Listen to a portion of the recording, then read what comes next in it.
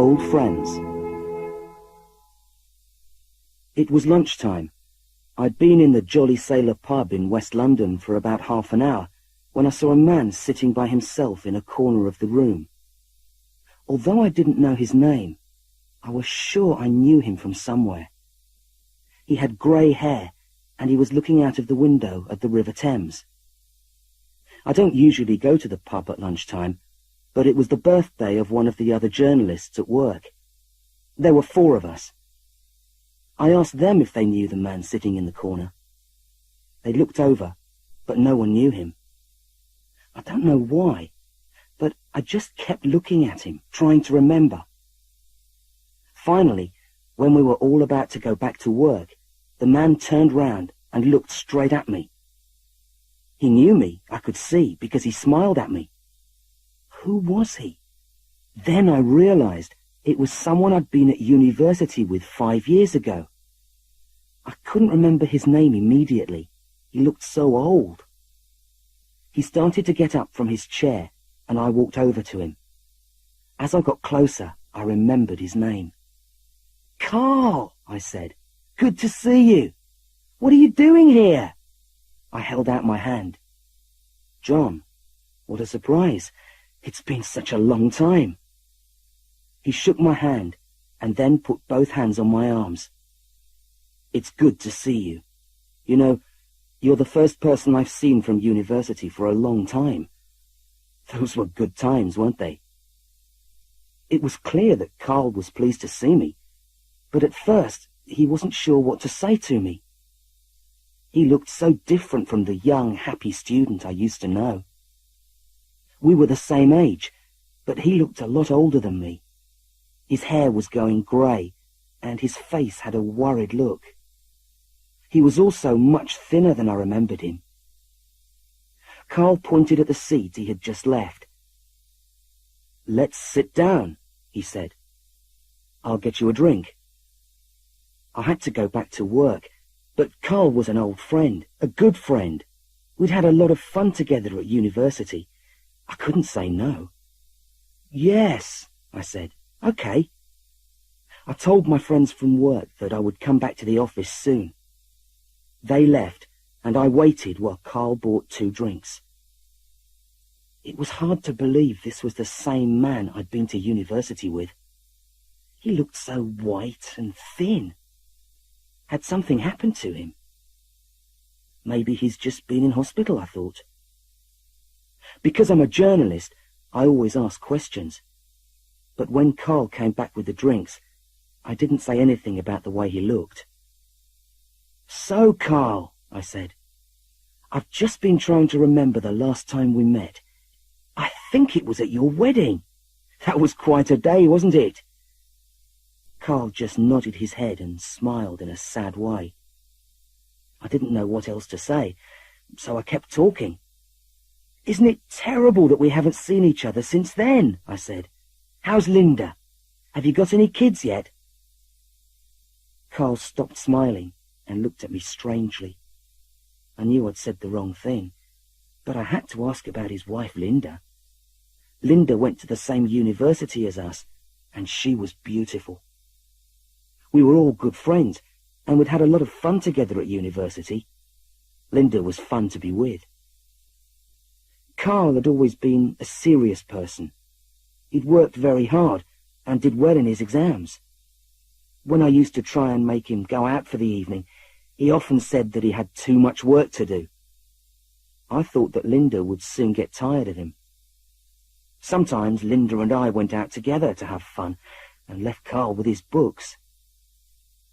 She must have liked the fact that he was serious, because a year after they had finished at university, Carl and Linda got married. It was a great wedding, and they both looked so happy. They were obviously very much in love. Had something happened to their marriage? Something must have happened to them since then, but I was afraid to ask. Carl now looked at me in a serious way. I could see he wasn't happy. He was wearing a suit, but he wasn't wearing a tie, and I wanted to ask him if he was working at the moment. But I didn't ask him, and as we drank our beer, I told him about what I'd been doing for the last 4 or 5 years. I told him how I'd found it difficult to get a job when I first left university. You know, Carl, I was never able to study like you did, and when I had to go and get a job, I found it really hard. For a couple of years, I worked on small newspapers all over the place. I spent 2 years in Devon. Beautiful, but very quiet.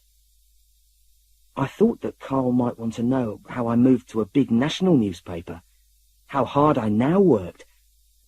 But I could see he wasn't very interested. He kept looking out of the window at the river.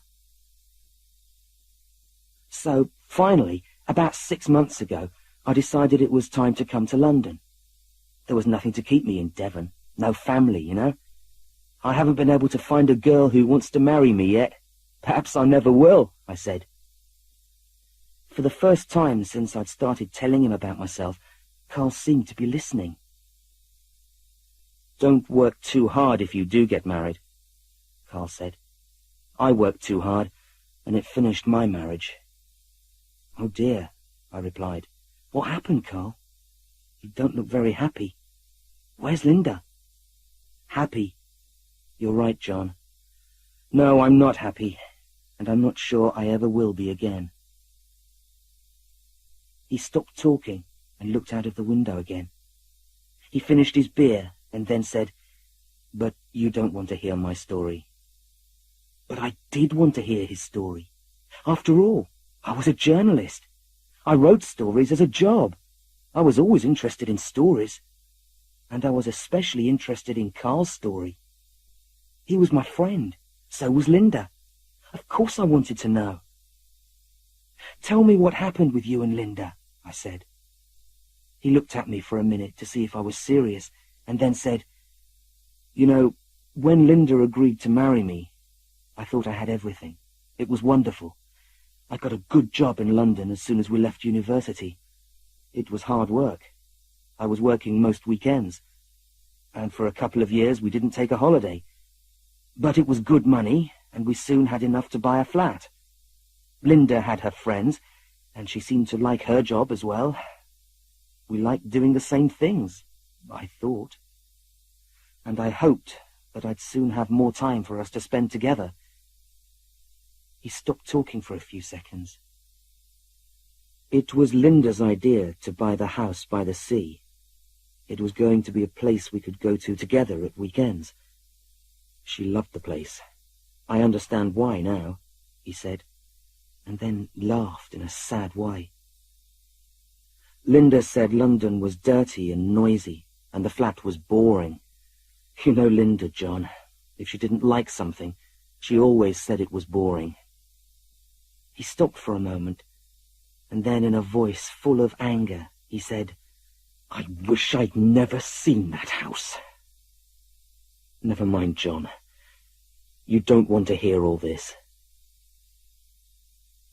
I felt uncomfortable. This was not the Carl I used to know. I looked at my watch. It was nearly 2 o'clock. I had to go back to work. But I also wanted to know what had happened to my old friend. What had changed him so much? I'm sorry, Carl. I'd really like to hear your story, but I have to get back to work. Look, why don't we meet somewhere another night? We decided to meet in a pub we both knew the next evening. It was close to where I lived, and was a much quieter place than the Jolly Sailor. I thought it would be easier for Carl to tell his story. I was a bit late leaving work the next day, and when I got to the pub, Carl was already there. He was sitting with his back to the door in a quiet corner. I walked over to him, and he stood up quickly. He looked worried. I'm pleased you're here, he said. I thought perhaps you weren't coming. Of course I came, I said. Sit down, and I'll get the beers. When I returned with 2 beers, Carl said, Thanks for coming. I've been thinking, and I really feel I need to tell someone about what happened. Since I saw you yesterday, I haven't been able to do anything. I couldn't sleep last night. I could see that Carl looked tired. And because you know Linda, and you're a friend," said Carl. "Well, Carl," I said, "please tell me about it. I don't like to see you looking so unhappy. What happened to Linda? What happened between you?" Chapter 2. Waiting for Linda. Carl looked into my eyes and began his story. This is what he told me. 3 years ago, Linda decided she wanted to have a holiday house by the sea. She said we could go for weekends when we wanted. I thought it was a good idea to get away from our busy lives in London. Linda started to look for something, and after a few months, she found this house in East Anglia, in a village called Little Moreton. You won't have heard of it. It's just a few houses by the beach, a pub, and a church, that's all. I shall never forget the day we got married. Linda looked beautiful, and we were so happy. We thought we had everything. Linda was working for a small company in the southeast of London, and my job was going well. I had to work long hours, and sometimes at the weekends, but it was well paid, and it was interesting work. Linda didn't seem to mind, and anyway, she had lots of friends. The flat was always full of Linda's friends. In fact, sometimes I had to say to her, "Come on, Linda, let's just have a quiet night tonight." "You're so boring, Carl," she used to say. You remember what fun she was, don't you, John?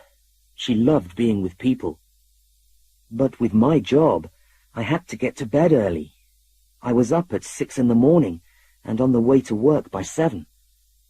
Anyway, we had a good life. We were never short of money, and Linda could buy whatever she wanted. For a couple of years, we didn't go on holiday. So Linda bought this house and started to go down every weekend to get the place ready, to make it look nice and pretty. I went there when I could, but I was getting busier and busier at work. They were giving me more and more to do, and it was very difficult to say no. And with a flat in London and a house by the sea, we needed the money as well. Sometimes she went to the house with one of her friends. When she came back, she always looked healthy and happy. It was good for her, and it was good for me because I could continue with my work. Or I thought it was good for me. Anyway, when the house was completely ready, Linda wanted me to go down and see how pretty it was looking. Unfortunately, there was an important meeting in Paris which I had to go to. For the next few weeks, Linda was angry with me. Then, one evening, she didn't come home from work. She phoned me to say she was staying with her friend, Melisa. "Melisa and I are going to the cinema, and you're always working late." It was true. I often came home late from work, and brought work home too. There wasn't enough time in the day to do everything. Linda didn't understand how difficult it was for me at work. But I didn't understand how unhappy Linda was. She didn't come home for the next 3 nights. She phoned each day to say she and Melisa were doing something different. I was angry, but what could I do? I wanted her to come back so much. I decided I had to do something. I had to change. I had to stop working so much and spend more time with Linda. On the Friday morning, I phoned Linda at Melisa's house. It was Melisa who answered. "Hi there, Carl. You want to speak to Linda?" Melisa said. "Yes, please, Melisa." "You know, you should spend more time with your wife. You always put your job first."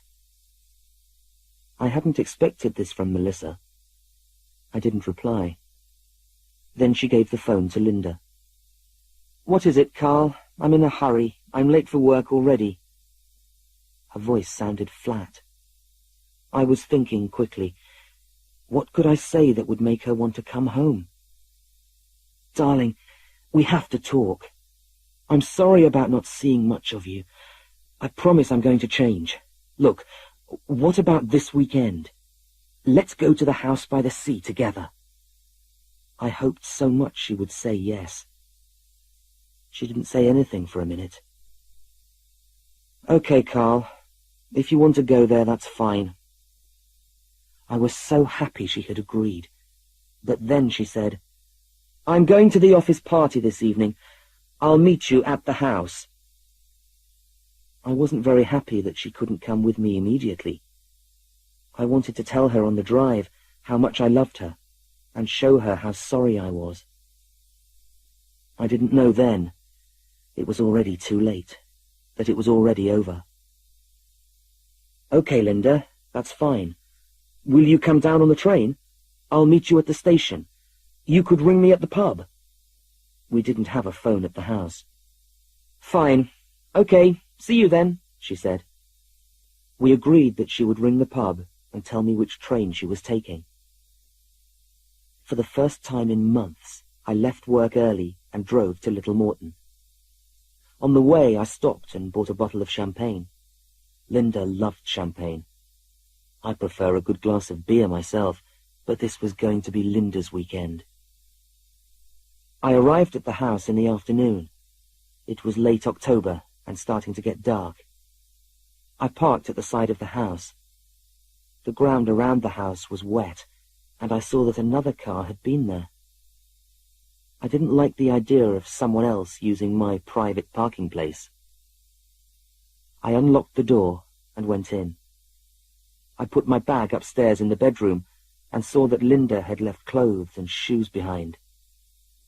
It was like a real home to her, I thought. I went down to the kitchen and looked out of the window.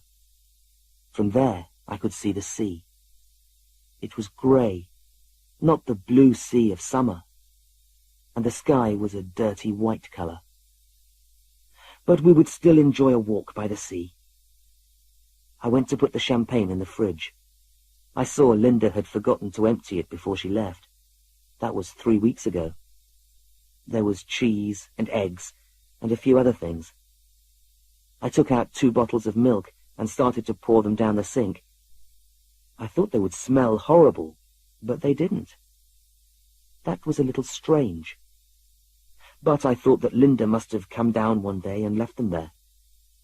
So I made myself a cup of tea and went and sat on the sofa.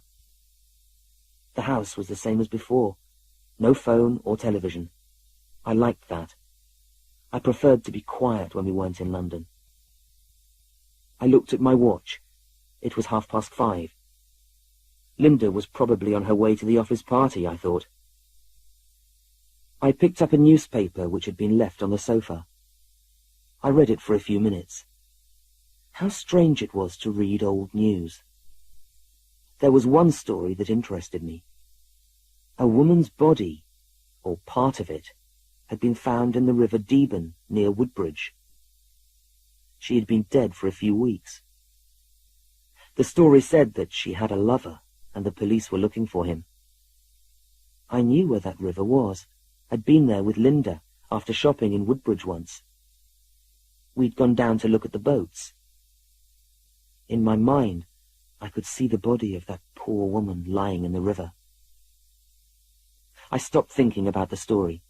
It was making me feel unhappy. I looked at the date on the newspaper. It was yesterday's. That was odd. Perhaps Linda had asked someone to look after the house. That would explain why someone had parked a car next to the house, too. I would ask her, I thought, and then decided it was time to go to the pub and wait for her to phone. I put on my jacket and drove to the only pub in Little Moreton. The Ancient Mariner pub was an ugly building, standing by itself at one end of the village. It wasn't good weather.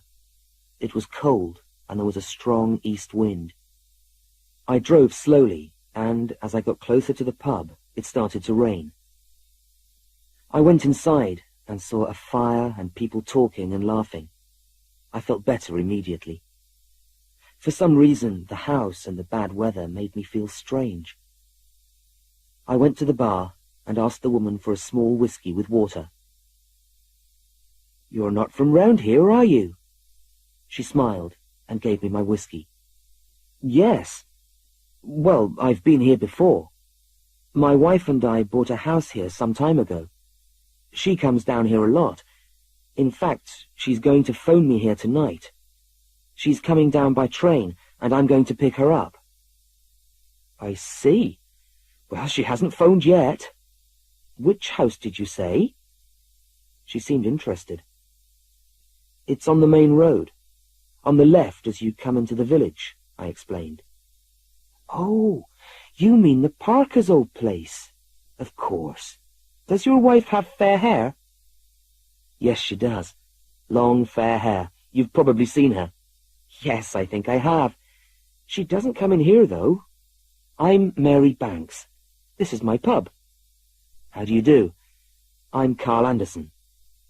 I'll let you know when she phones. Now, are you hungry? She gave me the menu, and I sat at the bar to be near the phone. I had dinner and a few drinks. Not many. I was driving. I sat waiting by the phone all night, but Linda didn't ring. Once, when it was nearly 11, the phone rang. I jumped up to answer it, but it was a man's voice asking for Mary. I gave her the phone. I could hear Mary getting quite angry. No, he's not here, she was saying. He hasn't been in all night, and I haven't seen your taxi. You should look after that brother of yours. She called out to the people in the pub. Anyone seen Mad Tom tonight? Nobody had seen him, and she said this to the man on the phone. 5 minutes later, though, a man came into the pub and began asking if anyone wanted a taxi to the station. He was a large man with a lot of black hair that fell over his eyes. He was rather dirty, with what looked like dried blood on his face. When he came in, most people stopped talking, but nobody said they wanted a taxi. Mary went up to him and spoke to him quietly. Your brother's looking for you. He wants his taxi back. You know you shouldn't be driving that car. The man said nothing, then turned round and left. The pub remained quiet for a minute or two until a man on my right said, I see Bill's letting his mad brother play taxis again. It's not right, Tom driving a taxi, said Mary. People are not safe with a man like that. Then she stopped. She'd seen the look on my face. What's the matter, Mr. Anderson? Nothing. It's nothing, I replied. But in my head, I saw Linda standing on the platform and Mad Tom waiting in his taxi outside.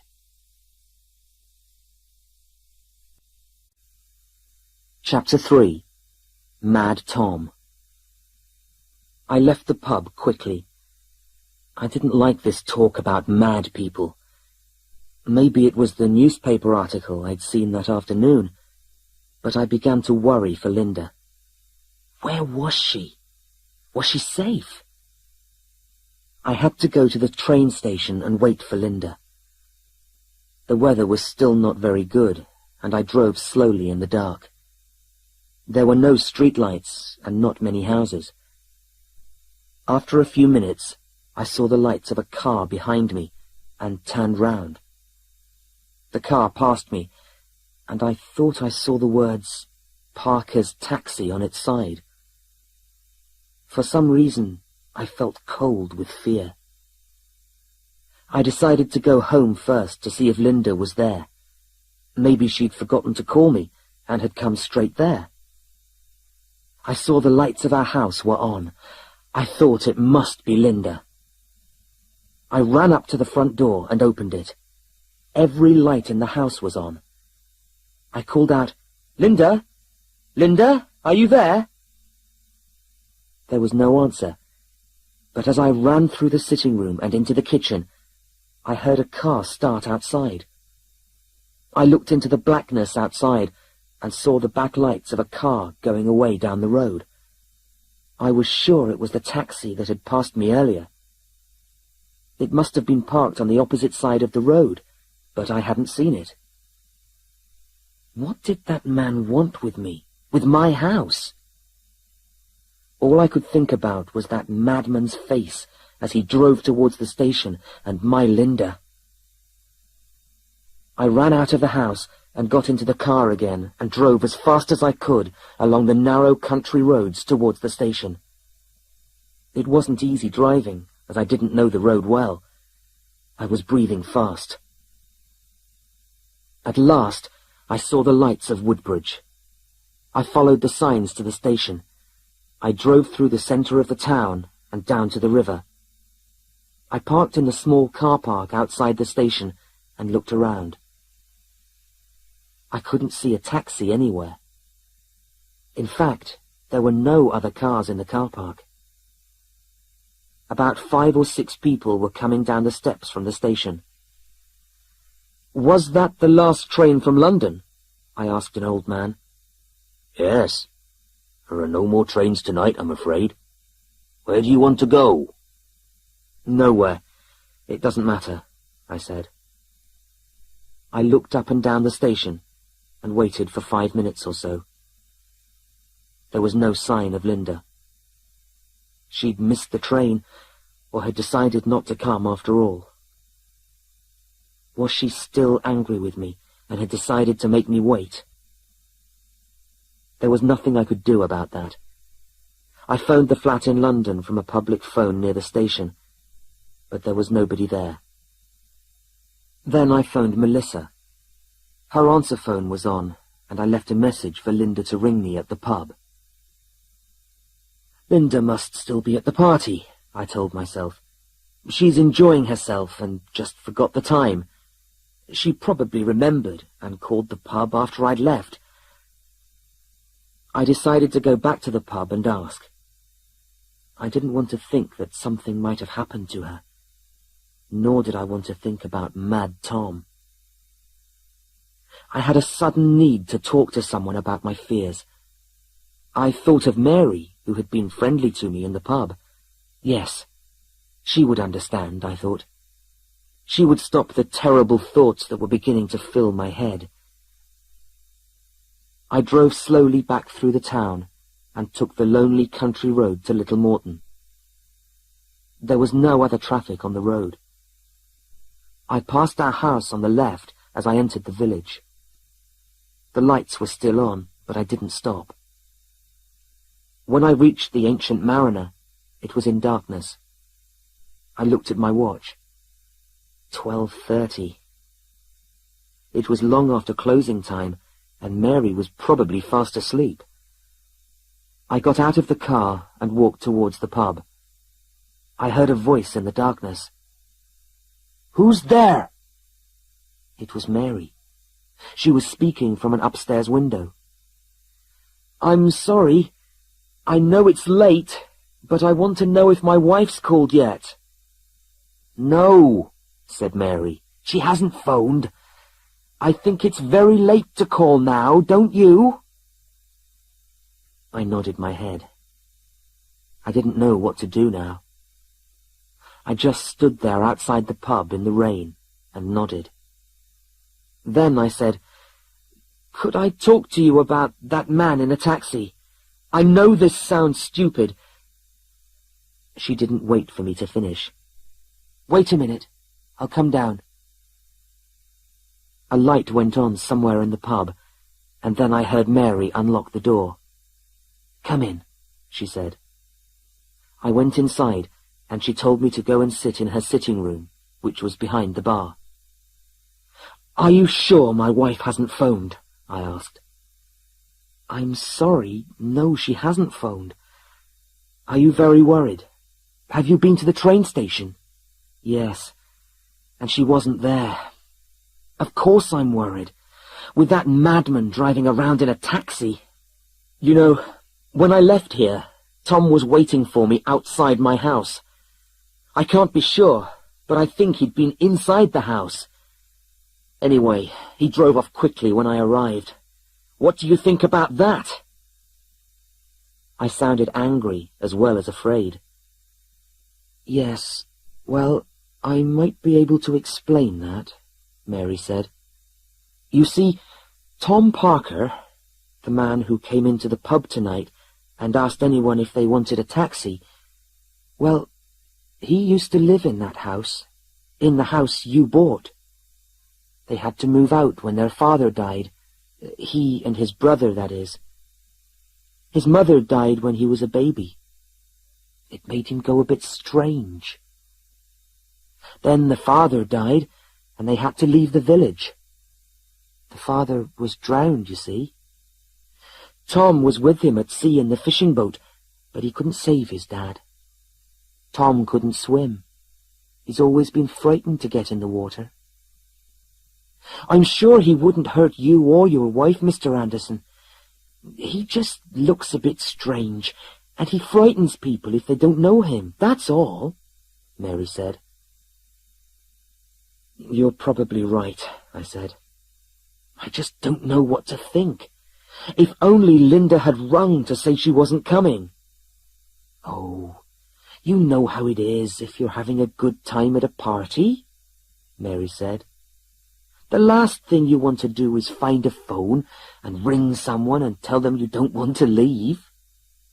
Mary smiled at me in a warm way. What she said made sense, and I thought that it would be better if I waited until the next day. I was sure everything would be all right, and I suddenly felt very tired. "Look, why don't you stay here tonight? You can sleep on the sofa, and I'll bring you some blankets." I agreed. I didn't want to go back to the house. Perhaps I would feel better in the morning, I thought to myself. Mary left me on the sofa and went back upstairs. I fell asleep almost immediately, but I slept badly. I woke several times after terrible dreams. I was running after Linda on the beach. I could just see her in front of me. Her fair hair and long, slim legs were so near I could almost touch them. But she was running into the sea, and I couldn't stop her. She was drowning, and there was Mad Tom shouting at me. "Let her go! Let her go!" Chapter 4. A Voice in the Dark. It was 7 when I woke the next morning, and still dark. I knew I couldn't sleep any more, and I felt uncomfortable on the small sofa. There was no noise from upstairs. Mary was still asleep.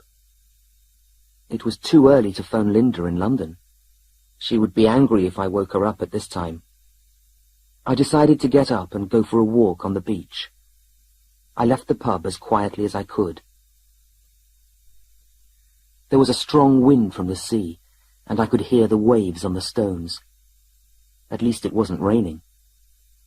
I walked behind the pub and across the car park, through some long grass, and then down to the sea. About 100 meters along, I saw a car parked on the beach. There was no road, and I couldn't see how it had got there. It was a strange place to leave a car. When I got closer, I saw that it was an old car, and the tires were flat. It had probably not been driven for some time. I looked up and down the beach, but there was nobody around. I looked through the dirty windows. There were some man's clothes on the front seat, a shirt and some trousers, and one black shoe. Had someone spent the night there? That one shoe was strange. Perhaps the other one was under the seat. I tried to open the driver's door, but it was locked. In the distance, I could just see the church. I started to walk towards it. It was over a kilometre, but I walked quickly and reached it in less than 15 minutes. I liked churches, and last time Linda and I had walked this way, I'd wanted to go and have a look inside. Linda said it was boring, so we didn't. In fact, the last time I'd been inside a church with Linda was when we got married. I didn't expect to find the church open at this time on a Saturday morning, but it was. I pushed open the heavy wooden door and went inside. It was dark, but there was enough light for me to see a large picture on a wall.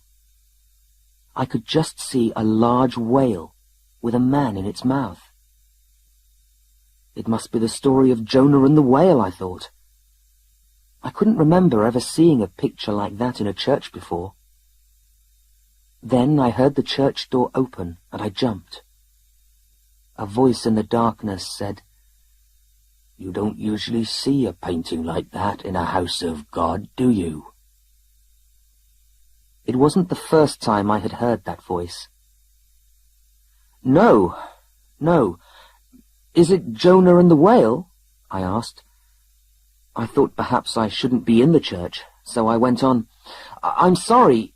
You see, the door was open, and I thought I—" The man continued. "Maybe it is, and maybe it isn't. All I know is that you never know what might happen at sea."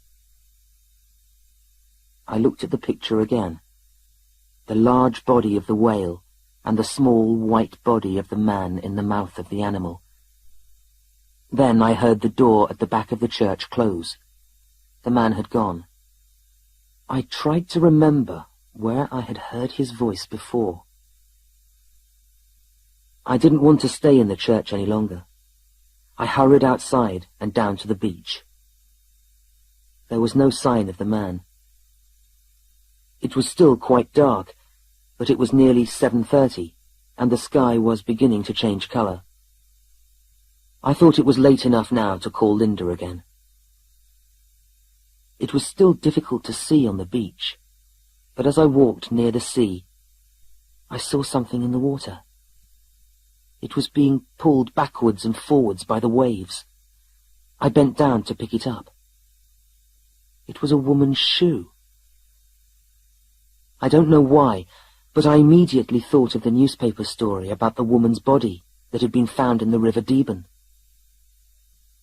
It was a small yellow shoe with a low heel, just like the sort of shoes that Linda wore. At that moment, I saw the other shoe. It was higher up on the beach and was completely dry. It hadn't been in the sea. What worried me was that the shoes weren't old.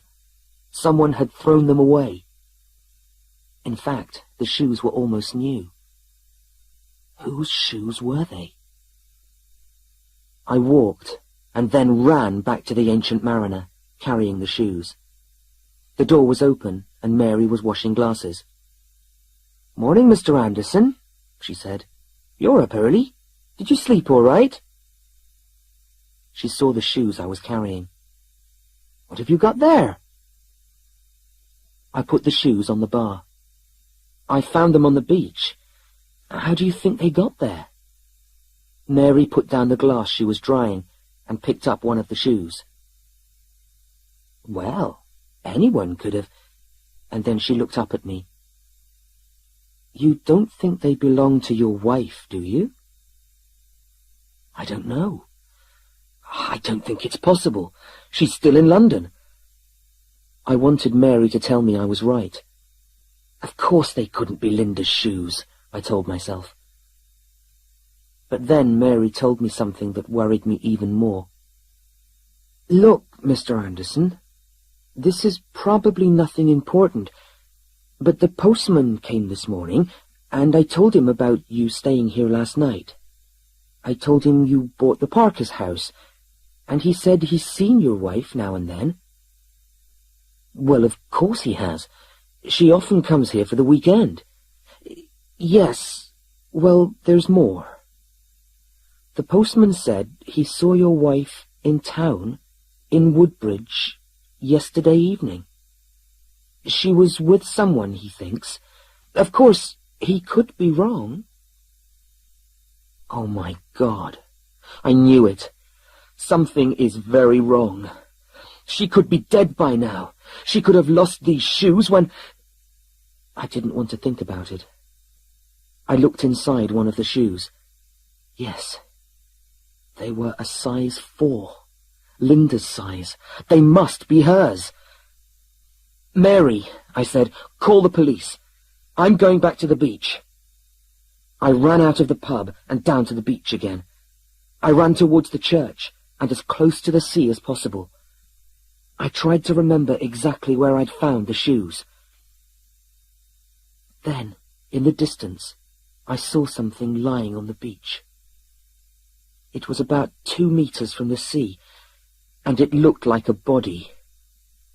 I ran as fast as I could, and as I ran, I could hear myself repeating, "Oh, no, no, no, please, Linda, you must be okay."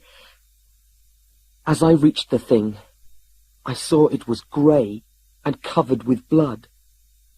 I fell down beside it. I didn't want to look. There was a strong smell of fish. I looked. It was a fish. An enormous fish. I was crying now and saying to myself, thank God it's not you, Linda." I stood up, and then I saw that the fish had no head. It looked as if someone had cut it off with a knife. I felt sick. Then I saw a man's shoe. It had blood on it, and it was the same as the shoe in the car on the beach. I ran back to the pub. Mary was putting the phone down as I came into the bar. "Mary, whose car is it on the beach? There's a shoe in it, the same as the one with blood on it." I was speaking so quickly that Mary didn't understand what I was saying. She told me to slow down and explain. "What shoe are you talking about?" "That car belongs to Tom Parker. He doesn't drive it, but he lives in it sometimes. I told you he was a bit strange. He likes to be near the sea. Well, there's a fish down there on the beach. I thought it was my wife at first, and its head's been cut off, and there's a shoe under it. There's a shoe like that in the old car. Have you called the police?" I stopped for a second, and Mary took my arm and sat me down. "Now, Mr. Anderson, you found a fish without its head and a couple of shoes that probably belong to poor Tom. Now, that doesn't mean something has happened to your wife, does it?" Mary spoke in a soft, calm voice. "Why don't you phone her in London and find out where she really is?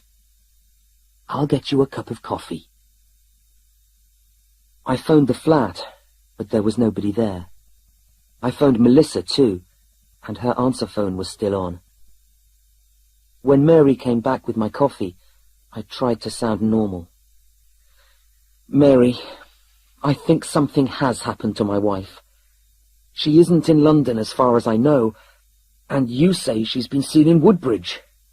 With this madman living in a car on the beach and driving taxis and killing fish, I feel I must do something. Do you understand?" She could see I was getting worried again. "Why don't you go back to your house? I'll phone P.C. Grant. He's the policeman in Great Moreton. We don't have a policeman in Little Moreton. I'll tell him where you are, and he can go and find you there." I had to agree to that, and so I drove back to the house.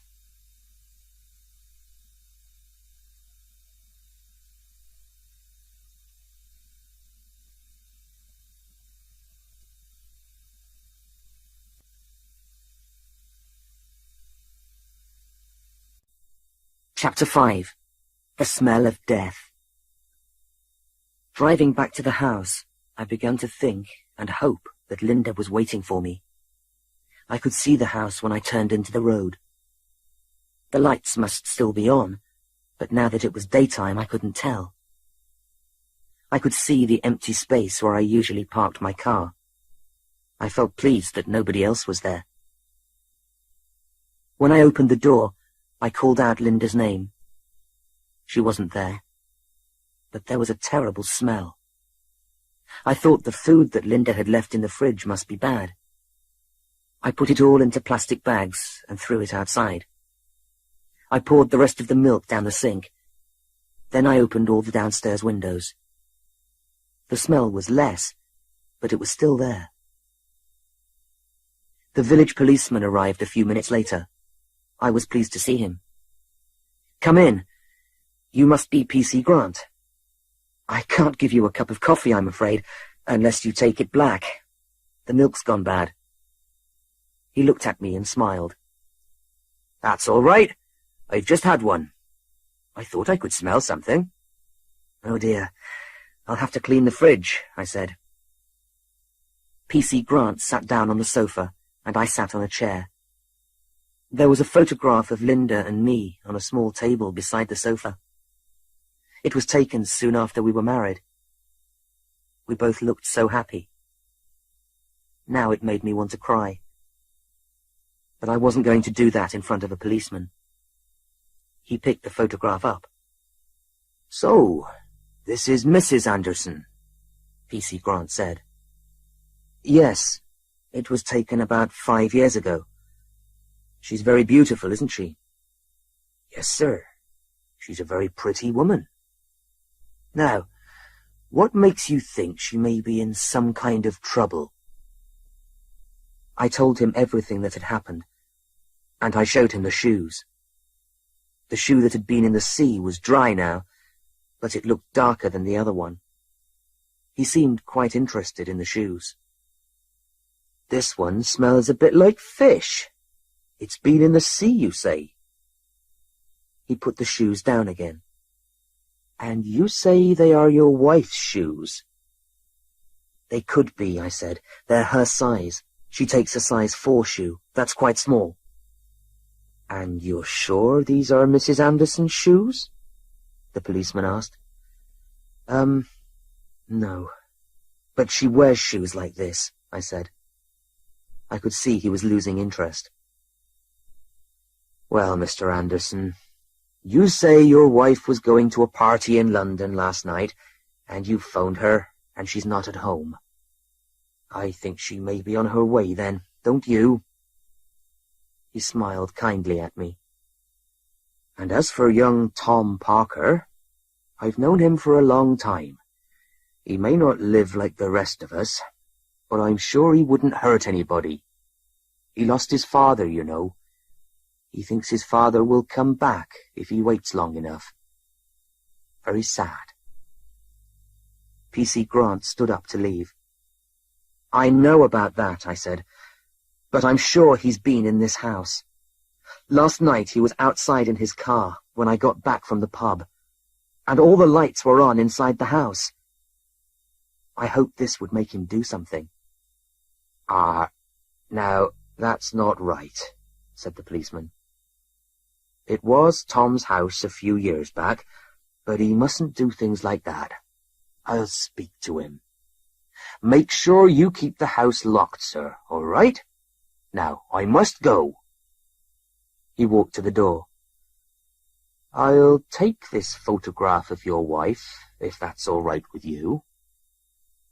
I agreed, and he put the photograph in his pocket.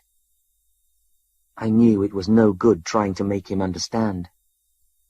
I watched P.C. Grant get on his bicycle and go down the road. I sat down and thought about what I could do. I could phone Linda's parents and see if they knew anything. If Linda had decided to do something different, go away with Melisa, they would probably know. I didn't want to call them, however, because then they would know there was a problem between Linda and me. Perhaps the policeman was right, and Linda was on her way here. I could go to the station again and phone Melisa from there, I thought. If she wasn't there, I'd then call her parents.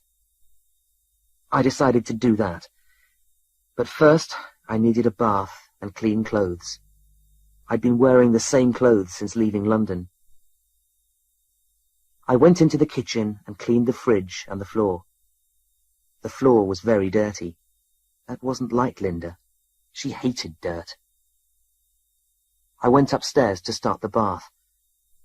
The smell seemed stronger upstairs. I went in the bathroom and turned on the taps. I looked in the mirror. I looked tired. The smell was stronger than ever. I opened the bathroom window. Then I went into our bedroom. The terrible smell of death hit me in the face. I looked at the bed. The blankets were pulled up over the pillow. There was blood on the blankets. There was somebody in the bed. It didn't move or even breathe. It must be dead, I thought. I felt my heart beating hard. I couldn't breathe properly. For a few moments I stood by the door. I could not move. I was very scared. Then, slowly, I walked over to the bed. I knew I had to pull back the blankets and look at what was there. In my head, I saw the beautiful white body of my wife lying there. Her eyes were open, and there was a sad, sweet smile on her lips. But she was dead. She'd left me, and I would never know why. I had to do it. I had to look. I pulled back the blankets quickly with my eyes closed. The smell was terrible. I opened them and looked down. For a second, I thought I was looking at the bloody body of my wife. Then I saw it was the grey and bloody head of a very big fish. I felt sick and happy at the same time. Then I started to cry. The whole thing was too much for me. I threw the blankets over the fish head and ran down the stairs. I ran into the garden and was sick. This isn't real, I thought. I was going mad. I was shaking and crying, but I got in my car and drove to the pub. The door of the pub was open, and Mary came out. I got out of the car and walked towards her. "What is it? What's wrong?" she asked. She got to me as I fell to the ground. The next thing I knew, some men were carrying me into the pub. They laid me down on the sofa. Mary was standing looking at me and telling the men to call a doctor. She looked very worried. "No," I said, "don't call a doctor. There's something in my bed. Someone has put a fish head in my bed. I thought it was Linda." I put my head in my hands. How could they? How could they? My whole body was shaking, and I began to laugh and cry at the same time. What a terrible, terrible joke, I thought. Mary went over to the phone. I heard her calling for a doctor. Then she phoned the police. Chapter 6. Dead Father. I was still lying on the sofa when the doctor arrived. He looked at me and asked me a few questions. Then he put his hand on my shoulder. I felt like a child. "Now, Mr. Anderson, you must rest. You're very tired, and you need to sleep. I'll ask Mary to get you something to drink. I'll give you some pills. You'll feel better soon. Mary will take care of you." He went over to talk to Mary, and they went outside. After he'd gone, she brought me a drink and sat down by the sofa. "How are you feeling, Mr. Anderson?" she asked. "Please, you can call me Carl. I don't feel very good, but I don't think I'm mad. The doctor thinks I'm mad, doesn't he?" "Well, what do you think, Mary?" I said. "I don't think you're mad, Carl," she said. "But you are very worried about your wife. That makes you think everybody is against you." She smiled at me kindly. Yes, of course I'm worried. My wife has disappeared. Then you tell me someone has seen her. Then there's this madman. And the next thing I find half a dead fish on the beach and its head in my bed. How would you feel? I was angry and speaking loudly. "Shh," said Mary. "Calm down." I needed to talk, to find an explanation to what was happening, but I spoke more softly. "I'm sure that Tom put it there, but I don't understand why. It's a very bad joke. He must hate me." Mary shook her head. "No, I don't think he hates you," she said. "I don't think it has anything to do with you or your wife. Anyway, the police are looking for him now. I told them what happened. They're coming here later to talk to you about it. But now you must try and sleep. The doctor has given me some pills. If you take one of these, it will help you to sleep." She held out a small white pill and a glass of water. I didn't want to take it, but my head hurt, and I knew that I needed to sleep. When I woke up, it was light. I heard voices in the room. It was P.C. Grant and Mary. I could hear other voices, too, so I knew that the pub was open. Mary walked towards the door. "How are you feeling, Carl?" "Fine," I said. "I think." My head hurt a bit. "I'll have to go back in the bar," said Mary. "We're busy at the moment. You two can have a talk." She shut the door to the sitting room, and the policeman sat down on a chair opposite me. "I've come to tell you that we've picked up Tom Parker. He's at the police station now. He's the one who put the fish in your bed. He's told us all about it. Actually, sir, he doesn't think it's a fish. He thinks it's his father. His father died at sea. He also said something about his girlfriend coming back from the sea. Well, he found the fish on the beach. He thought it was his father, and so he took it home to bed. That's what he told us. It's sad, isn't it?" "His father? Now I know the man is completely mad," I said. "But why does he think it's his father?" "Well, Tom Parker has always been a bit strange. He thinks that people who die in the sea will come back to life, something like that. He told us his father had come back to him, so he put him to bed." This is mad, I thought. This policeman is telling me things that don't seem real. I just wanted to know where Linda was. "What's Tom done with my wife?" I said to P.C. Grant. "You know she was seen in Woodbridge on Friday. She was with someone. Perhaps Tom picked her up from the station and took her somewhere and—" I was getting angry again. P.C. Grant stood up to leave. I think he thought I was madder than Tom. "I don't know what's happened to your wife, sir, but Tom doesn't know anything about your wife." "Did you show Tom my wife's photograph? What did he say?" "No, sir," he replied. "I put the photograph on the wall in the station. That way, if anyone has seen her, they'll tell us. Now, it's not right that Tom went into your house, and he won't do that again. We took some keys off him. We'd like to see if they're the keys to the house." "He has a key to my house?" I asked, surprised. I took my keys out of my pocket and gave him one of them.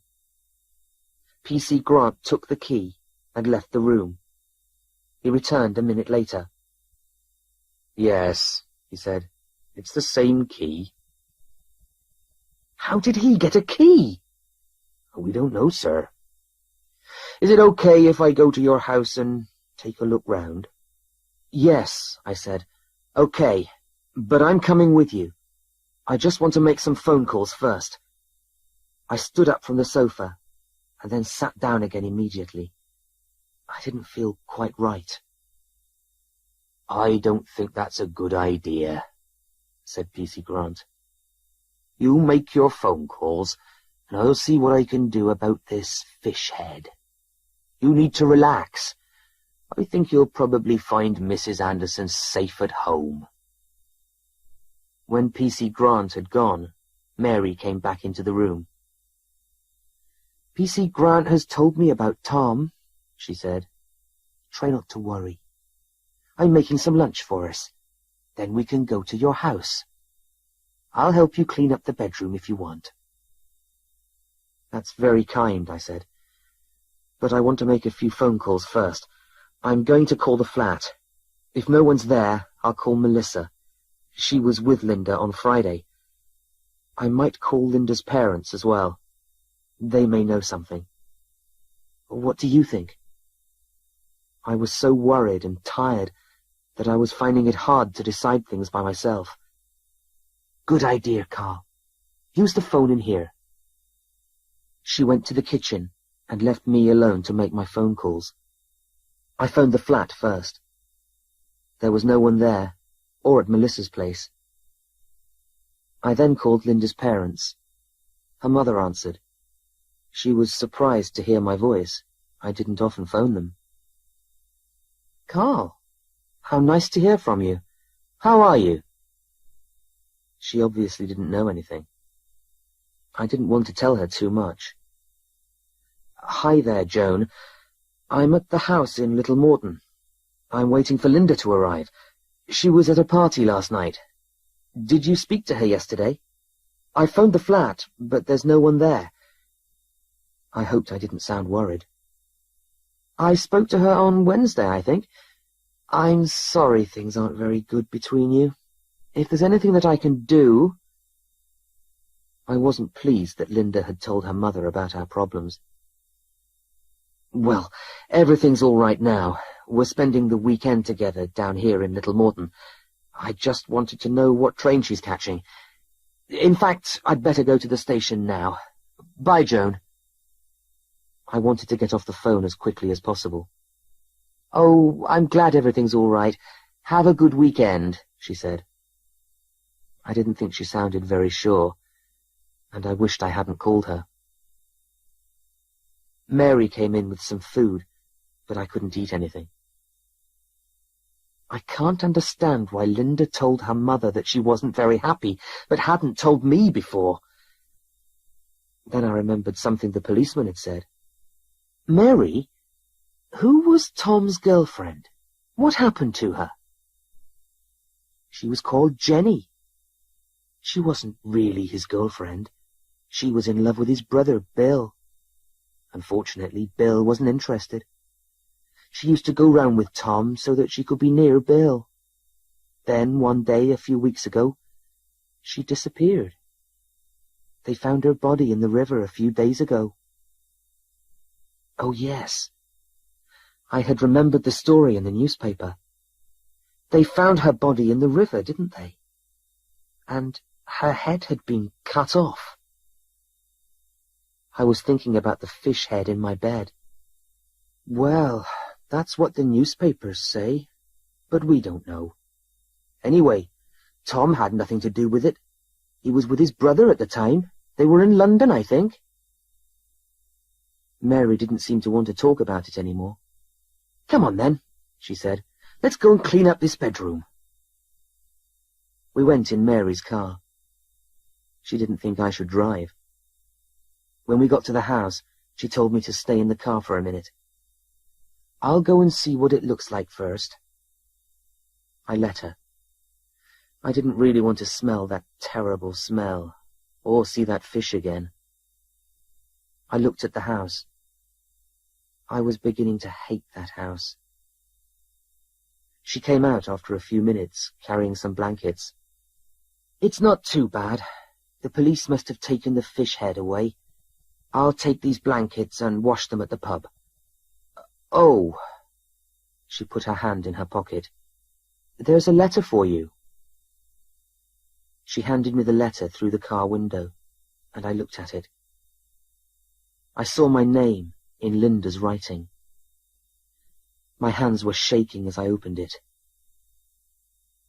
"Dear Carl, I'm sorry, but it's finished between us. Please don't try to find me. I am all right. Be happy. Love, Linda. I looked at the letter without saying anything for a minute or two. I couldn't believe it. Mary had opened the back of the car to put the blankets in. She saw me put my head in my hands.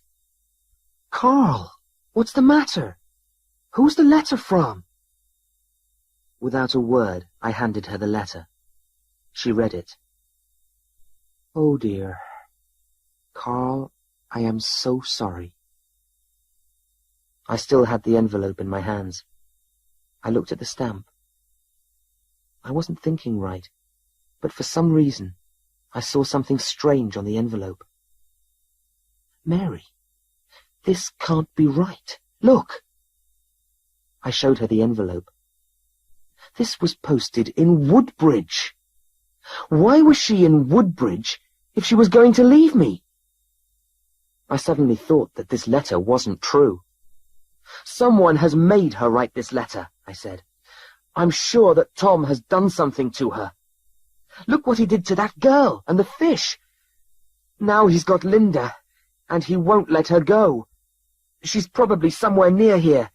She may be dead, like Jenny. Oh dear, my poor Linda. What am I going to do?"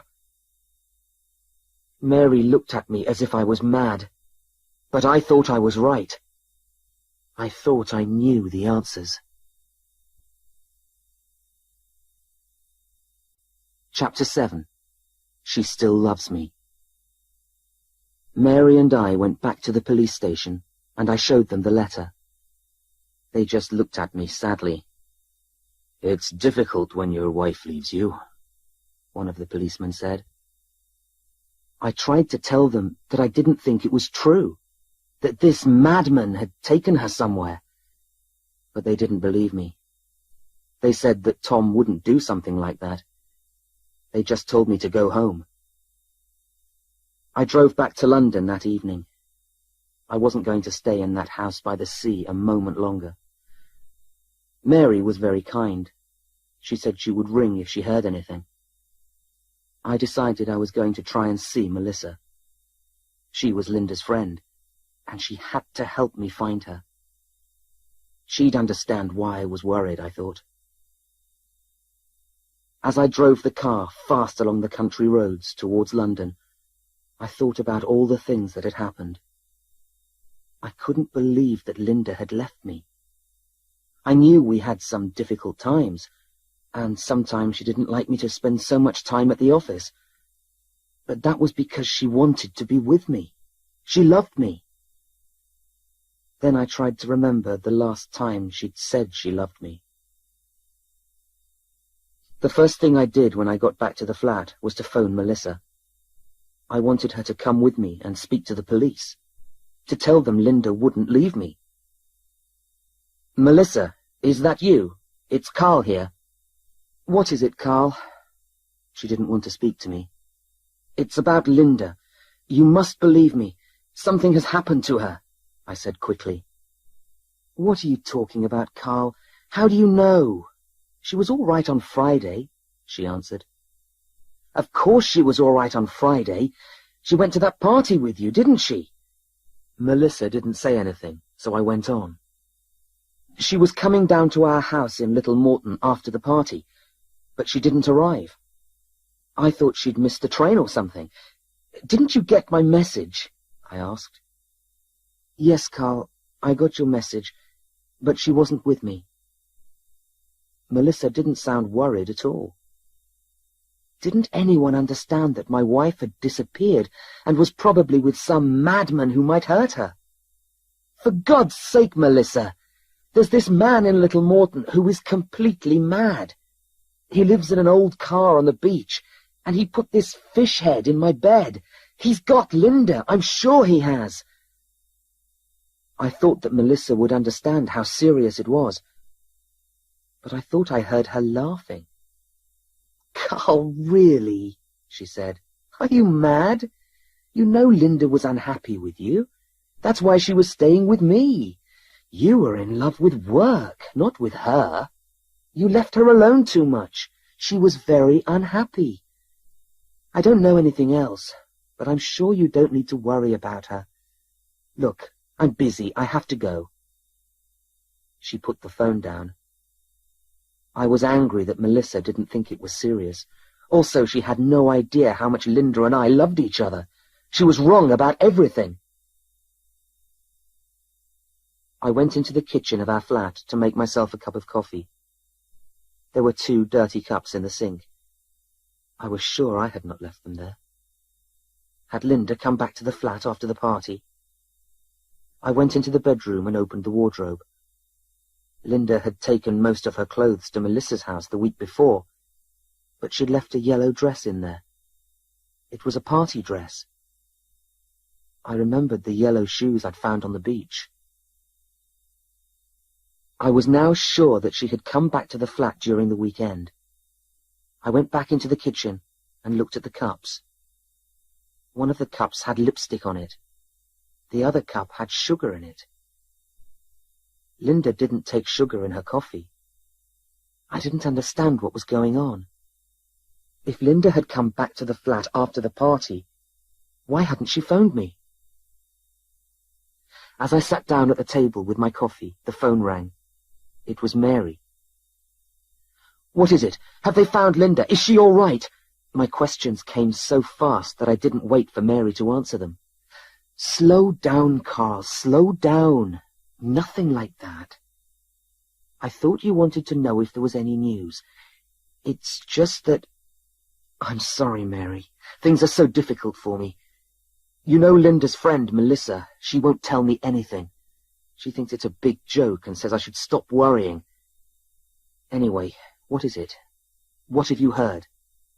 "Nothing," she said. "I just wanted to see if you were all right." "I'm okay," I said. I didn't want to tell her about the coffee cups I'd found. "Carl, I just think the police are right.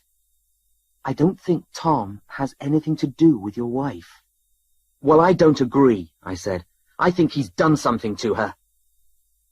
Mary could hear my anger. She was silent at the other end of the phone. "And what's this village policeman going to do about it?" I went on, shouting at her now. "He cut the head off that fish. And how did he get a key to the house?" "I don't know," Mary said, "though the house used to belong to his family. Maybe he has an old key." "Well, it's not his house now. It's mine. Mine and Linda's. The man is mad. They should put him in prison."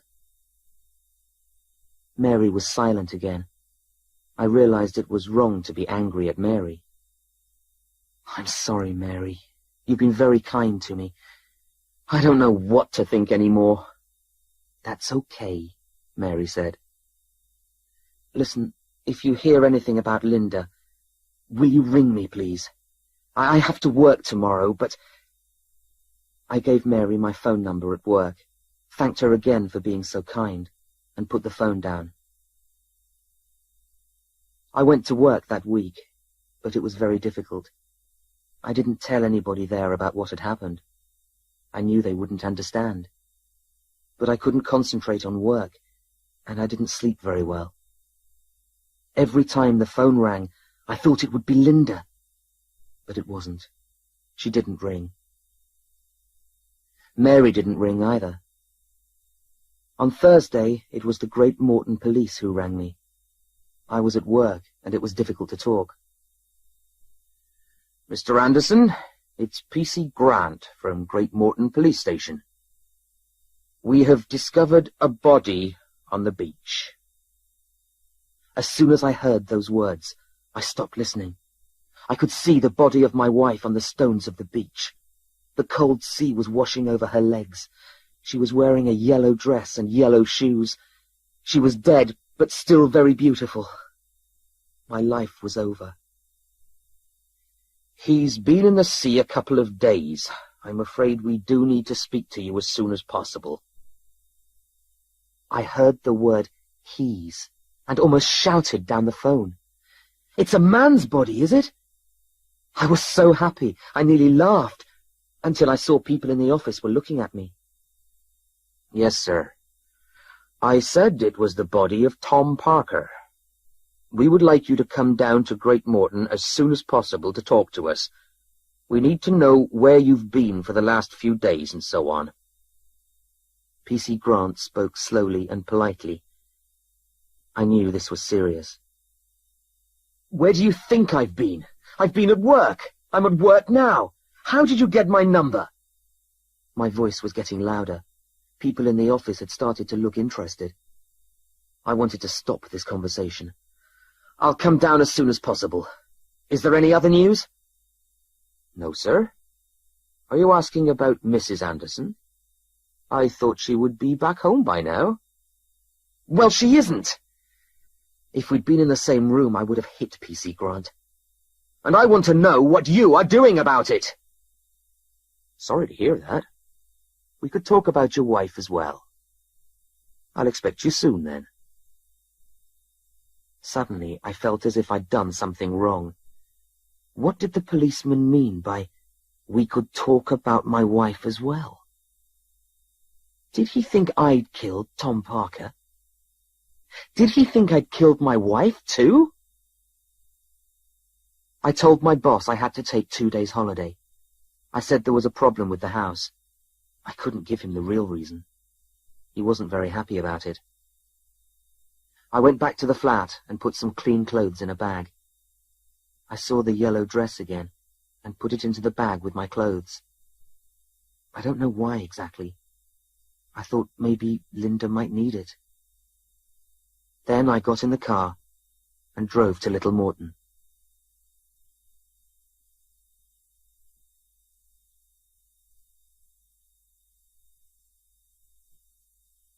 Chapter 8. Too Many Questions. I arrived in Little Moreton in the early evening. I didn't want to go to the police immediately, and I didn't want to go to the house on my own, so I went to the Ancient Mariner. I walked into the pub and saw that Mary was busy behind the bar. I sat down at a table. After a few minutes, she came over. She could see from my face that something was wrong. "What is it, Carl? Have you heard about Tom? I only heard this morning. The police say he'd been dead for 2 days. "Oh, yes, they told me that. But did they tell you they think I killed him? Did they tell you they think I killed my wife?" Mary sat down. "No, Carl, that can't be right. You must have made a mistake. It's not possible." I got hold of her arm. "Mary, you've got to help me. They want me to go and talk to them about Tom. Perhaps they think I was angry with him because I think he took my wife. I told them Linda hadn't come back. Now they may think I've killed her too because of Tom. Oh, Mary, what am I going to do?" "I'll come with you to the police. I'm sure they don't think that at all. It's no surprise to anyone that Tom has killed himself. It must be because of that fish, and thinking it was his dad. Believe me, I thought it was going to happen one day," said Mary. She got me a whiskey, and then told me to go and wait in the car. Although I was still worried, Mary's words made me feel better. If only Linda would come back, everything would be all right again. I hoped that Mary was right. We drove to the police station in Great Moreton without saying much. It was the next village, about 6 kilometres from Little Moreton, and twice as large. We parked outside the station, and I followed Mary inside. As we went in, a tall, dark man was coming out. Mary said hello to him. "You know everyone round here, do you?" I asked her. "No, but that was Tom Parker's brother, Bill. He lives in Great Moreton somewhere. It's a good thing he's gone. He's a difficult man. Nobody likes him much." I turned to look at the man, but he'd gone. I think I saw a taxi driving away. Later, I wished I'd looked at him more carefully. P.C. Grant was waiting for us. Mary had phoned from the pub to say we were coming. He took me into a small room. There was another policeman in there already. Mary had to wait outside. "Sit down, Mr. Anderson. Thank you for coming to the station. I have a few questions to ask you." Then both of them sat opposite me. There was a table between us. I put my arms on it. "We want to know where you were from Monday to Wednesday. We also want to know when you last saw Mr. Tom Parker." P.C. Grant wasn't smiling, and the other policeman looked very serious. They asked lots of questions, and I gave them the best answers I could. I was worried because I'd been alone for some of the time when I was in London. I was sure they were going to tell me they wanted me to stay. So I was surprised when P.C. Grant stood up. "Thank you, Mr. Anderson," he said. "That has been very useful. We're sorry about the problem with the fish. You know we spoke to Tom Parker about it. He was sure it was his father. When we told him it was just a fish, he said he was going to look for his father again. We think he took his brother's boat and went out to sea. He couldn't swim, you know. Tom Parker was always afraid of the sea. It's not your fault, Mr. Anderson." I got up and was about to leave when the other policeman said, "And there is the matter of your wife, Mr. Anderson. We need to have a few words about that." I sat down again, and P.C. Grant looked at me. "Mr. Anderson, we know that you haven't seen your wife since last week. Is that right?" "Yes," I said. "And that she'd been staying with a friend, and she was coming here on Friday night?" "Yes," I said. "Then a postman in Great Moreton said that he saw your wife on Friday night in Woodbridge with a man. Are you sure that you didn't see your wife last weekend, Mr. Anderson?" I knew immediately what they were thinking. They thought I'd got angry with Linda and had done something to her. "No, I didn't see my wife last weekend," I said. I was trying to stay calm. "She may have been seen in Woodbridge, but that's only what the postman says. Yes, I got a letter from her. It was posted in Woodbridge on Friday." "And in that letter she wrote you, sir," the other policeman said, "she said she was leaving you. Is that right?" I didn't like the way he spoke. It was as though he didn't believe anything I said. I was very confused at this moment. I didn't know what to think or do. "She said she was leaving me," I said, "but I know that she was just angry with me." "Are you married?" I asked P.C. Grant. "If you are, then you'll know that sometimes it's difficult. Linda was staying with a friend for a few days. Then I phoned her, and she agreed to come to our house in Little Moreton for the weekend. I was waiting for her, and she didn't arrive. She was coming, but someone stopped her. I think she was on her way, but something happened." They had to believe me. "Yes, Mr. Anderson, that may all be true. But can you explain why you went back to London if you thought your wife was here?" P.C. Grant was writing something down. "Well, I needed to talk to one of her friends, and I had to go back to work. I have an important job, you know." This didn't sound so good now. I wished I hadn't gone back to work. Linda was right. I always thought my job was the most important thing. I put my head in my hands. My life was in pieces. My wife had left me. A madman had come into the house, put a fish head in my bed, and then died. And now the police think I'd killed my wife because I was angry with her for leaving me. I was surprised when P.C. Grant put his hand on my arm and said in a kind way, "All right, Mr. Anderson, that's all for now. You can go. We would like you to stay in Little Moreton for the moment. We'll tell you if we have any news." They both stood up and walked with me to the door. Mary was still waiting for me. She looked up and smiled. "You've been a long time. Are you okay?" No, not really, I answered. Let's get out of here. As we drove back to the pub, I told Mary what the police had asked me. I said I thought they didn't believe everything I had said. But they let you go, she said, and I had to agree. What are you going to do now? She asked. They said I must stay in Little Moreton for a few days. I'll go back to the house, I answered. You can come back to the pub if you like. No, thank you, Mary, but I want to go back to the house. It's my house, and if Linda comes back, I want to be there. We drove back and stopped outside the pub. Will you be all right? I don't like leaving you there at that house on your own. Are you sure you don't want to come back to the pub? Mary asked. No, I'll be fine. I want to go to bed. I haven't been sleeping well, and I'm tired. I'll sleep on the sofa. See you tomorrow. She got out of the car and waved goodbye.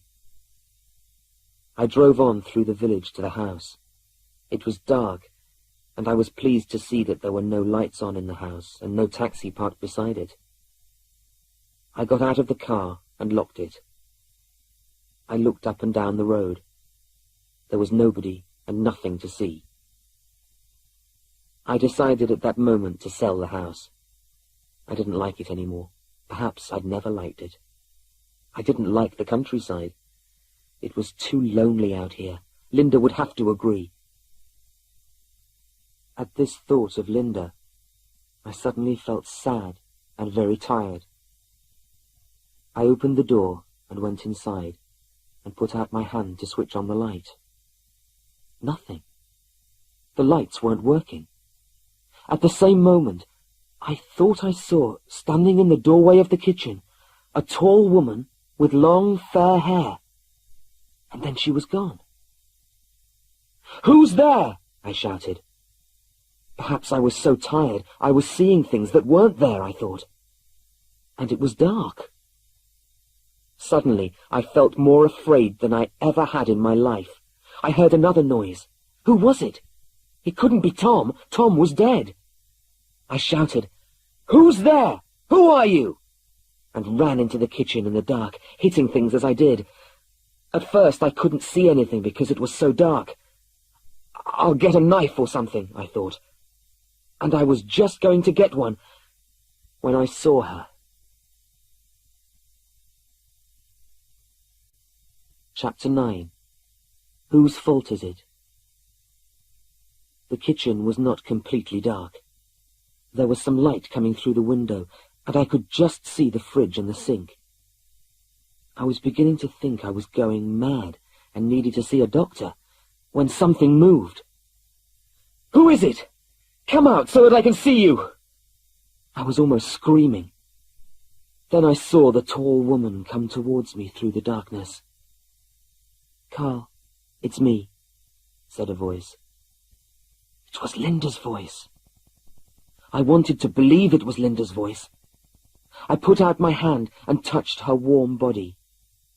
I fell down on my knees and put my arms around her. "Oh, my God, Linda, is it you? Have you come back to me? Oh, thank you, thank you. I knew you would. I knew it." I was so happy. "Yes, Carl, it's me," she said. "I want to talk to you. I shouldn't have—" I didn't give her time to finish. "No, don't say anything," I said. "I'm so happy to have you back. I thought you were dead. I thought I would never see you again. Nothing else matters now." I was crying. I couldn't move. I thought it was all over. Linda made me get off the floor. "Let's go into the sitting room." I turned off the lights. "I'm sorry. I didn't want anybody to see me." She walked slowly into the sitting room and sat down on the sofa. "I must tell you about it," she began, but I didn't want her to speak. "No, Linda, I don't want to know anything. I'm sorry I didn't spend more time on our marriage. I'm sorry about that. But you're back here with me now. That's the important thing. That's all I want." "Carl, I'm the one who's sorry," she said. I can't come back. Everything is different now. Let me explain. Sit down, please. I sat down on the floor in front of her. I wanted to be as close to her as possible. I could smell her perfume and feel how warm her body was in the darkness. I felt warm and happy. Well, for a few seconds I felt warm and happy. You must listen to me, Carl. Her voice was cold and distant. When she said my name like that, I had to listen. I don't want to be your wife anymore. I want to get a divorce. I came here to tell you that. I wanted to tell you before, but I was afraid. I didn't want to hurt you, but I realize now there is no other way. After the office party, I did catch the train. I was going to come here. I was going to come and tell you, but I couldn't do it.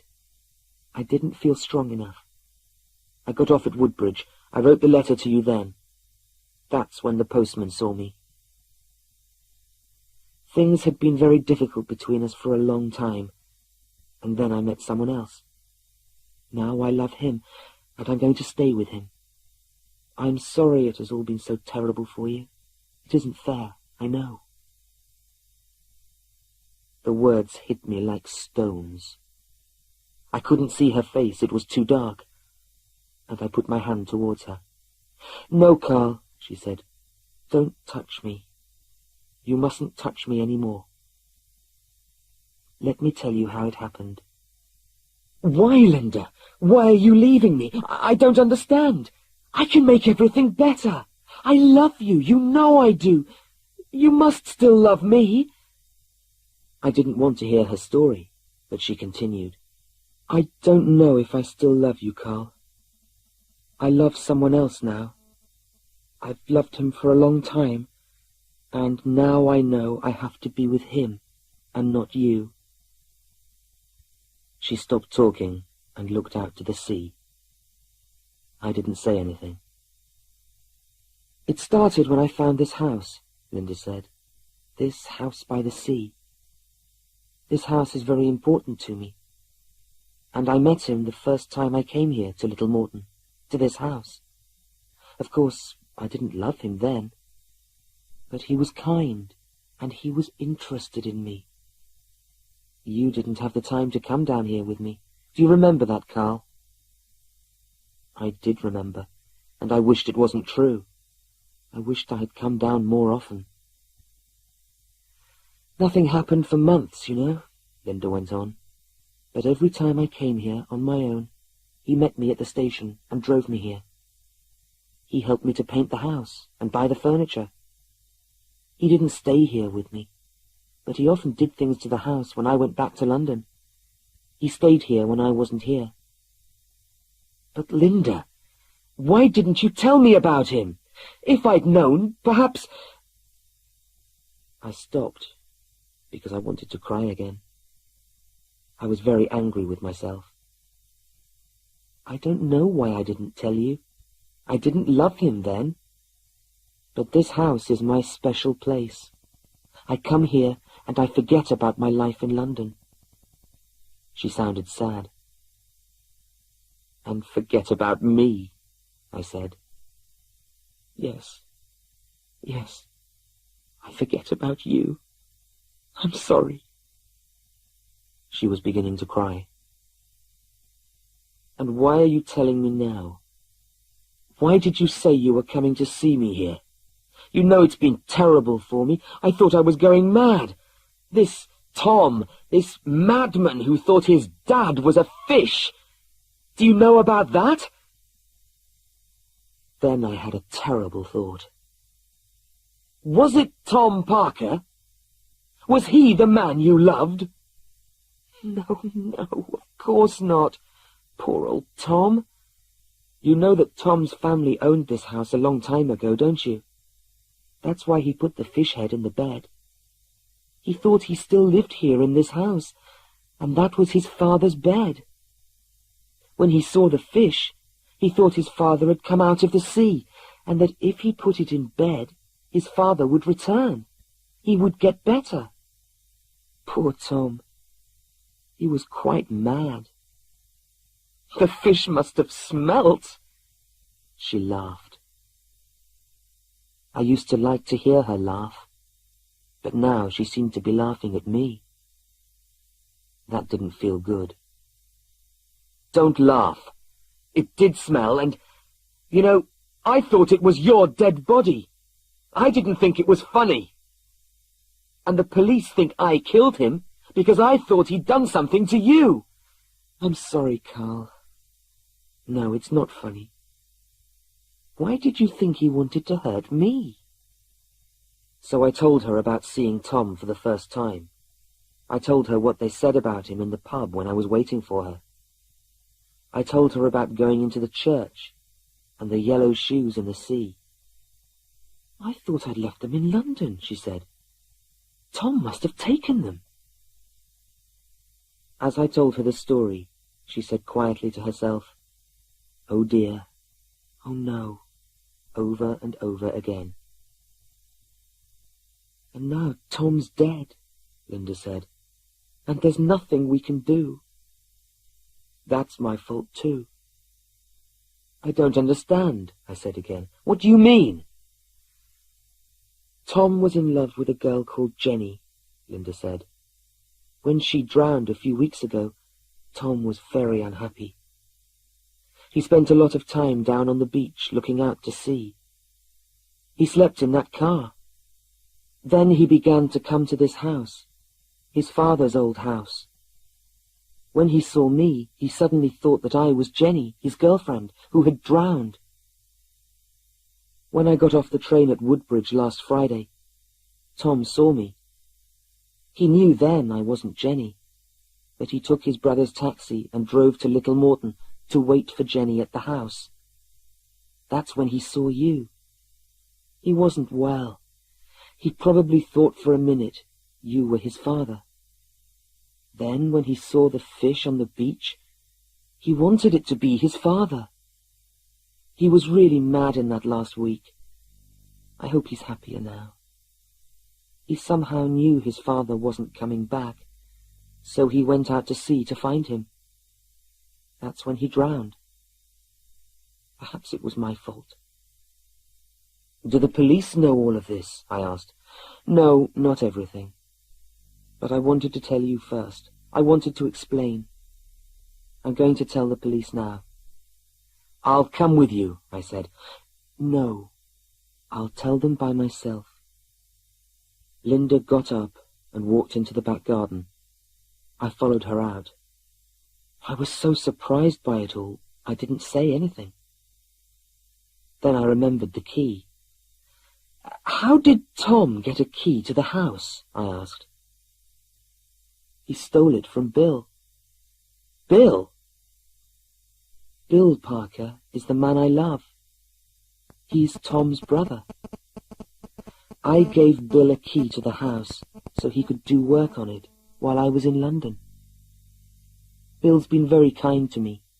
He's very sad about his brother." There were some stars in the sky, which gave some light, and I could see Linda looked very sad. I knew then, in that moment, that I was losing her. "How long are you staying here for?" she asked. "Why, does it matter?" I asked. I suddenly felt angry with her. "Do you want to come and live here with that man?" "Bill has done a lot of work on the house. It's his house, too.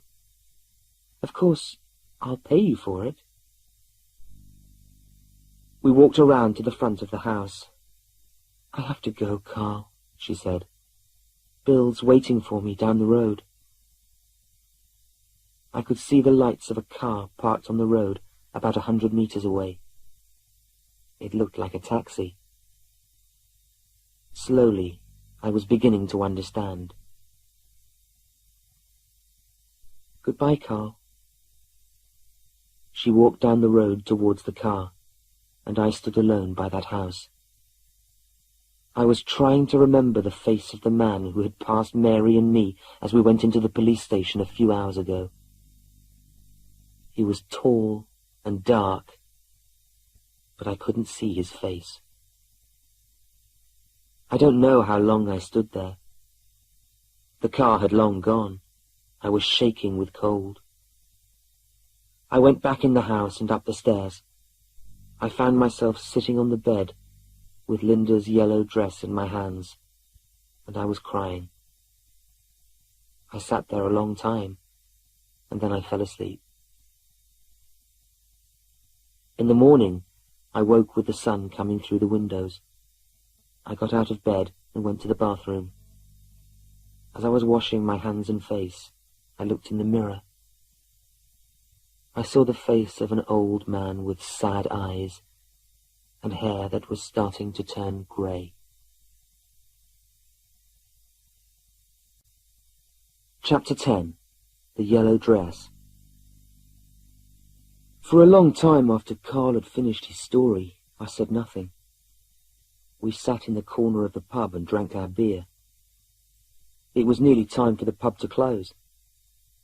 Carl looked out of the window. He seemed to be a long way away. I was thinking about what Carl had told me. I had some questions to ask, but I didn't want to hurt Carl. He'd been hurt enough. In the end, it was Carl who started speaking again. "What are you thinking, John?" he asked. "Are you thinking what a stupid man I was to let a woman like Linda go? Well, you're right, but what could I do? You know, I left that day and drove back to London. I didn't want to stay there. After what Linda told me, I didn't feel it was my house anymore. I've never been back to Little Moreton, to that house." I answered slowly, "No, I don't think you're stupid to let Linda go. She'd decided that was what she was going to do. It was too late." I hoped that I hadn't said too much to my friend, but Carl only heard what he wanted to hear. "Yes, you're right. I should have seen what was happening a long time before. I shouldn't have let her buy that house. That place took her away from me. She said she didn't love this man at first, didn't she? It was the house and the countryside that she loved.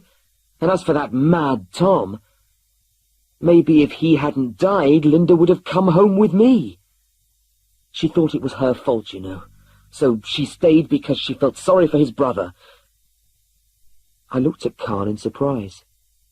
Did Carl really believe this? But Carl went on. "If only I had made her stay at home. That friend of hers, Melisa, she wasn't good for Linda. I'm sure she said bad things about me. I think she told Linda she should leave me. Linda still loves me, I know that. I will get her back in the end. You just wait and see." I wasn't sure what to say. Perhaps Carl didn't think it was his fault that Linda had left. Perhaps Carl didn't think it was anything to do with him.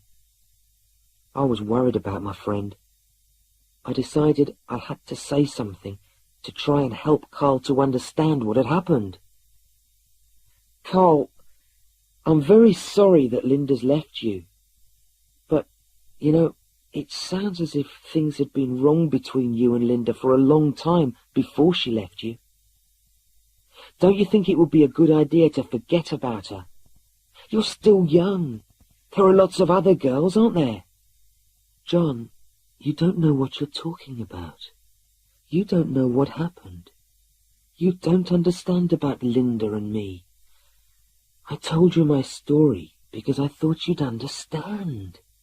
Now all you can say is she's never coming back." Carl looked out into space, thinking. I don't think he really believed what he was saying either. "Yes, you're right," he said after a few minutes. "It's over. It's been over for a while, even though I still think about it a lot." "Thanks, John," he said. "What for?" I asked. "For listening to the story. It's helped me a lot. It's helped me to realize that I must move on, that I must start again.